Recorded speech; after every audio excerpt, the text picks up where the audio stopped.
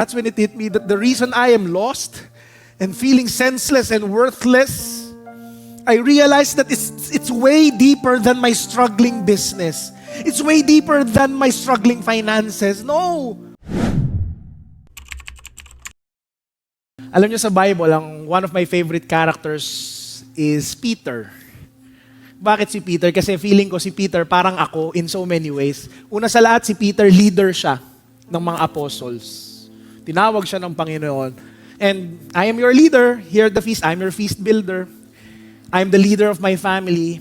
I'm the leader in my business. Pag tinignan siya, very emotional ito si Peter, filled with passion. Talagang mapusok to si Peter. Kaya nga alam niyo, sobrang pagmamahal niya kay Lord. Nung inaaresto siya, nagalit si Pedro dahil inaaresto si Jesus. Anong ginawa niya?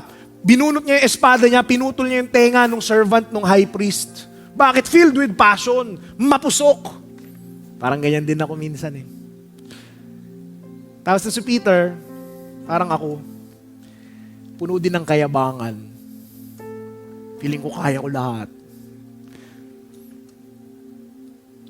Pero parang si Peter, despite my unfaithfulness, I'm ready to give my all to Jesus. Recently, I am experiencing, siguro hindi ko alam kung midlife crisis siguro, tapos feeling ko parang walang nangyayari sa buhay ko. Especially last feast conference, talagang naramdaman ko si Lord nang usap sa akin to go all in.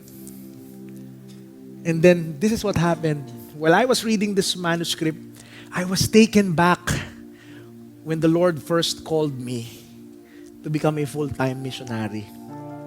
Alalang-alala ko pa noong 2010, Feast Alabang Center sa Festival Mall. Doon ako nag-feast. Wala pang feast bikutan noon. Attendee ako ng feast. Nagsaserve ako noon sa feast. Pero I was there, nagtotalk si Brother Arun. Sabi nung preacher, he was riding a rocking horse. Sabi niya, oh, brothers and sisters, para ka bang nakasakay sa rocking horse na ugoy ka ng ugoy. Pagod na pagod ka, pero parang wala kang napupuntahan. Alam mo, nung doon ako, nasa upuan ako iyak ako ng iyak. Sabi ko, oh, Lord, ako yan.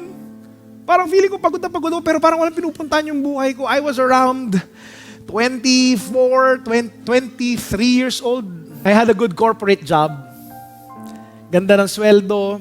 But I felt I was riding a rocking horse. I was going through the motions of life, pero ligaw ako sa buhay ko. I was going nowhere. Life was senseless. Why? Because I realized I'm not doing God's purpose for my life. And that was the same time, God called me to become a missionary. At naalala ko pa noon, sinulat ko pa yung mission statement ko sa buhay ko. Sabi ko, Lord, thank you, klaro na yung mission mo para sa buhay ko. And my mission statement in life is this, tandang-tanda ko, to inspire people to live a full life by communicating God's love. Klaro.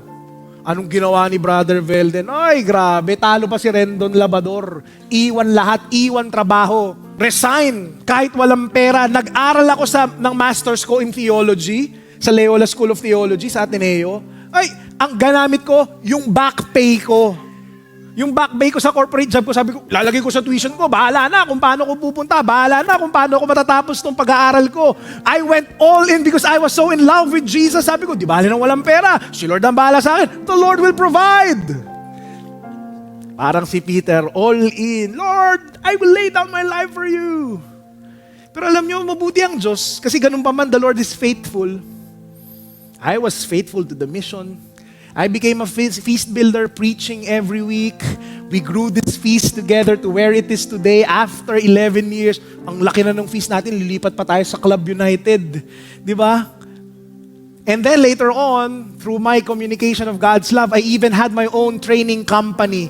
I give corporate talks using godly and biblical principles. Plus, I even had an online ministry. Nagka-podcast pa nga. Alam nyo, di naman po sa pagmamayabang pero alam nyo, pag sinasabi natin yan, nagyayabang talaga tayo. So, nagyayabang na ako. So, nagyayabang po ako ngayon. Hindi pa uso yung mga content creator na yon. Si Brother Velden, 100,000 na po yung followers sa Facebook. Nag-produce ako ng mga video ng content, people are blessed. But then, pandemic happened. Wala akong talks. Pero, mabuti ang Diyos, I had another business. Car dealership, nagba-buy and sell po ako ng kotse ngayon for so many years, around 5 years already. Almost 5 years. And then mabuti ang Diyos, He grew that business. Unfortunately, biglang bumagsak yung negosyo ko. Nagkaroon ng problema, nag-struggle. Unfortunately, hindi ko namamalayan sa sobrang kagustuhan kong paluguin yung negosyo ko. Hindi na pala ako all in sa unang tawag ni Lord sa akin to be a communicator of God's love. Dahil sa sobrang worry ko sa business ko, anong ginawa ko? Tinigil ko yung mga videos ko, yung pre-recorded videos, yung mga podcast ko. Dati sipag ko pa noon, every Friday nagfe-Facebook live pa ako, yung iba sa inyo nanonood pa doon. 'Di ba? Binitawan ko yun, nagka-problemang malaki yung negosyo ko. Bakit? Kasi gusto kong maayos. Kahit na paulit-ulit akong tinatawag ni Lord, uy, balik ka sa content creation, uy, balik ka, ano ka sa social media, ayoko makinig kay Lord. Kasi alam ko, kapag ka nag-commit ako doon, malaking oras, malaking responsibilidad.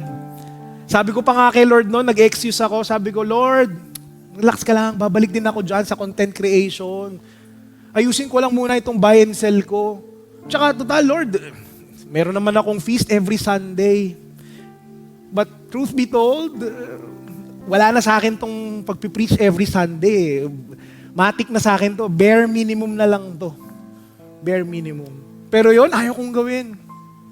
After years of trying to do things on my own, I still see our business struggling. Di pa rin ako nakaka-recover dun sa losses. Lumala pa nga konti. But here's the worst part.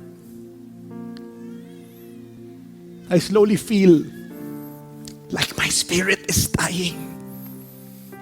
Feeling ko, nagmi-midlife crisis ako ngayon. Life is senseless.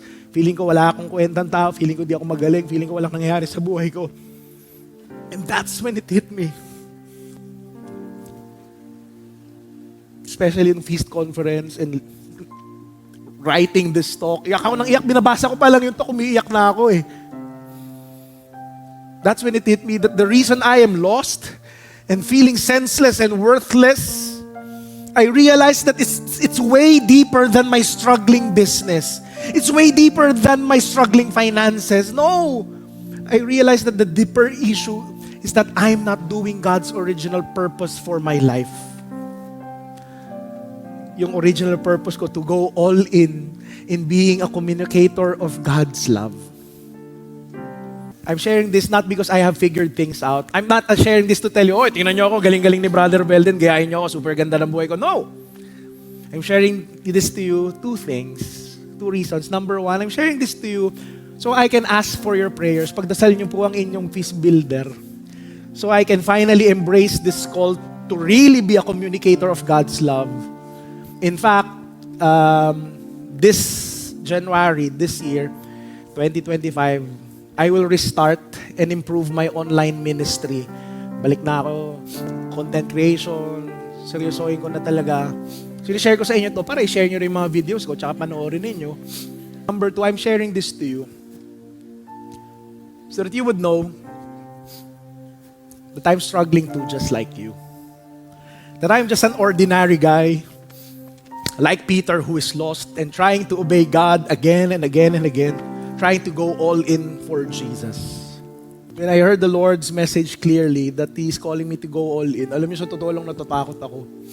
Kasi sabi ko, Lord, gusto ko mag-all in. Katulad dati, yung talagang iwan lahat. Talagang all in. Kaya.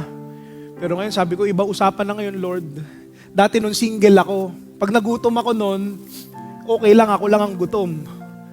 Ngayon, pag nag-all in ako sa'yo, teka lang, may asawa ako, may anak ako. 3 pa.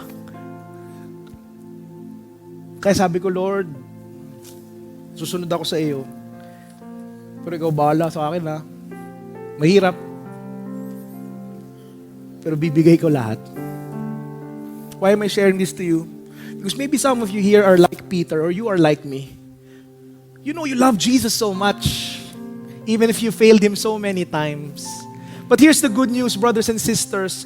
Even if you have failed Jesus 1,000 times, Jesus will meet you with mercy. At hindi magsasawa ang Diyos na tawagin ka paulit-ulit. He will call you back again and again and again and again. Hindi nagsasawa ang Diyos. Ikaw lang naman ang nagsasawang umoo. Siya hindi nagsasawang tumawag. But some of you here right now, nahihirapan mag-surrender ng buong buo. But don't worry, just like what Jesus did with Peter, just put your humble, imperfect surrender in the hands of God. Lord, ito lang kaya ko. Si Lord, tatanggapin yun. Yung all-in mo na madalas sumasablay, yung all-in mo na madalas nagfe-fail, ibigay mo kay Lord yun. Tapos siya na bahala magpuno ng kulang.